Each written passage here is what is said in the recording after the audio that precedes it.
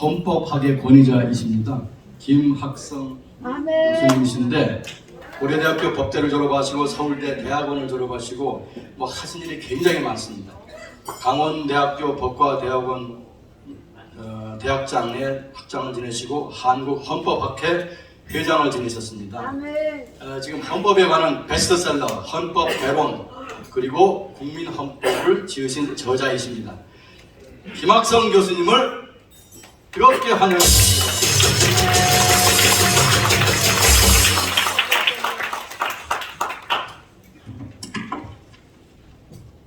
대한민국을 대표하는 원로 목사님 대회에서 부족한 사람이 말씀을 전하게 되었습니다. 영광이라기보다는 두렵고 떨리는 마음으로 썼습니다. 어제 밤에 목사님께서 예수 한국과 복음 통일에 대한 교회의 역할을 주제로 간단히 말씀을 하려고 해서 간단히 준비를 했습니다.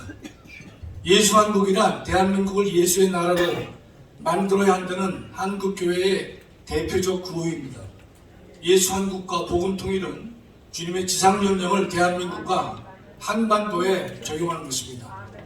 예수 한국과 복음 통일에 대한 한국교회의 문제점을 본다면 첫째, 예수 한국은 모든 교회와 믿는 자에게 선택사항이 아니라 의무요, 책무로 받아들여져야 하는데 한국의 많은 목사님들의 예수 한국에는 생명과 목숨이 빠져 있습니다. 제가 전도한 목사님을 존경하는 이유는 그가 주장하는 예수 한국에는 자신의 생명과 목숨이 들어있기 때문입니다. 둘째, 그간의 예수 한국은 개인 간 영혼 구원에 그쳤습니다. 김중건 목사님의 학원 복음화 운동, 성시화 운동이나 장학인 목사님의 죄 없는 마을 만들기 운동은 개인 차원을 넘어 사회적 차원으로 예수 한국을 고양시켰다는 데 의의가 크다고 할 것입니다. 그러나 예수 한국을 국가 속으로 실현하는 데에는 미치지 못하고 있는 것입니다. 셋째, 예수 한국을 국가 속으로 밀어넣지 못한 것인데 앞에서 언급했지만 모든 교회와 목사님들이 예수 한국을 외치지만 예수 한국을 이웃에게 그리고 사회 속으로 실천하는 것이 대부분입니다. 그러나 전 목사님은 예수 한국을 개인과 사회를 뛰어넘어 국가 안으로 가져가고자 하는 것입니다. 그래서 정치로 비춰지는 것인데 그가 하는 정치 관여는 정치가 아니라 예수 한국의 국가 속에서의 실현 그 자체인 것입니다. 시민단체로는 예수 한국 실현에 한계가 있기에 그래서 정당을 통해 예수 한국을 직접 국가 안으로 끌어들이고 있는 것입니다. 그렇다면 전 목사님의 예수 한국 실현의 그 본질을 정확하게 인식하고 그 일에 아낌없는 지원이 간절히 요구된다고 할 것입니다. 그동안 한국교회는 정교 분리에 대한 올바른 이해를 갖지 못했습니다. 국가가 말씀에 어긋나는 일을 해도 국가에 저항하지 못했고 정교 분리 뒤에 숨어 자신의 비겁을 정당화하기도 했습니다. 정교 분리에 대해서 간단히 말씀드리면 정교 분리의 핵심은 국가가 종교에 부당하게 개입하지 말라는 것이지 교회가 국가 권력에 개입하지 말라는 것은 아닌 것입니다.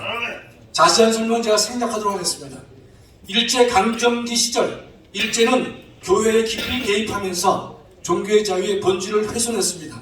예배 시간에 일본 천황을 향해 절하게 했고 계시록 말씀이나 출애굽기 설교를 금했으며 예수는 우리의 왕이라는 찬양을 금지했습니다. 헌금은 대동아 전쟁의 전비로 사용됐고 이동식 신사를 교회에 설치하고 절하게 했습니다.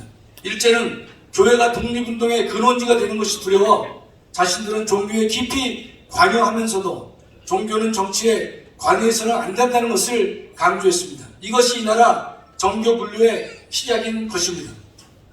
1517년 마틴 루터는 당시 유럽 최고의 국가 권력인 교황에 맞서 싸웠습니다. 목숨을 걸고 성경을 지킨 것입니다. 이러한 그의 저항이 없었다면 성경의 말씀을 최고의 가치로 여기는 개신교는 시작하지 못했을 것입니다. 이 땅에 적지않은 목사나 신자들은 목사가 왜 정치를 하느냐, 교회가 말씀만 전해야지 정당을 통한 정치 활동을 해서는 안 된다고 말하기도 합니다. 그러나 국가와 교회를 탄압해도 말씀만 전해야 한다는 논리는 이치에 맞지 않고 부당하게까지 한 것입니다.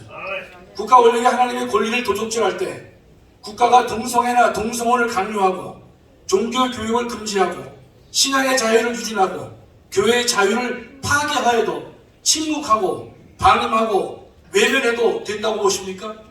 목회자들은 비진리에 저항해야 한다고 하여도 저항해야 한다고 가르치지만 정작 목사님 자신들이 신앙의 본을 보이는 것 같지는 않습니다. 지금 대한민국의 교회 사정은 매우 어렵습니다. 지난 5년간 문재인 정권은 교회를 핍박하고 위협하였습니다. 그 결과 대략 10,000개의 교회당이 문을 닫았다고 합니다. 1만 개가 늘어나도 시원찮을 상황에 주로 늘었다고 하는 것에 대해 교회와 지도자들은 주님 앞에서 그 책임을 통감해야 할 것입니다. 저희 가운데 목사님은 이번 3부 대선에서 정권 교체의 시대적 사명을 훌륭하게 감당하셨는데 정권 교체가 이루어지자마자 바로 자유통일을 통한 민족 복음화 운동의 새로운 장을 여셨습니다. 자유통일 또는 복음통일은 복음 없이 성령 없이 불가능하기에 전 목사님은 전국을 도시면서 성령 사역을 진행하고 계십니다. 지난주는 우산리 기도원에서, 이번 주는 평택 순복음교회에서, 다음 주는 서울에서 성령 사역을 계획하고 계시며 이후 전국을 돌면서 복음 사역과 1천만 서명운동을 겸해 사명을 감당하고 계십니다. 오늘은 전 목사님께서 이 땅의 훌륭하신 원로급 지도자 목사님들의 모임을 개최하셨는데 이는 민족 복음화를 위해서는 교회와 목사님들의 적극적 참여가 간절히 요구되기 때문입니다. 이 자리에 참석하신 교계의 원로 목사님들께서는 함께 그리고 적극적으로 예수 한국 운동에 동참해 주시길 간절히 소망합니다. 감사합니다.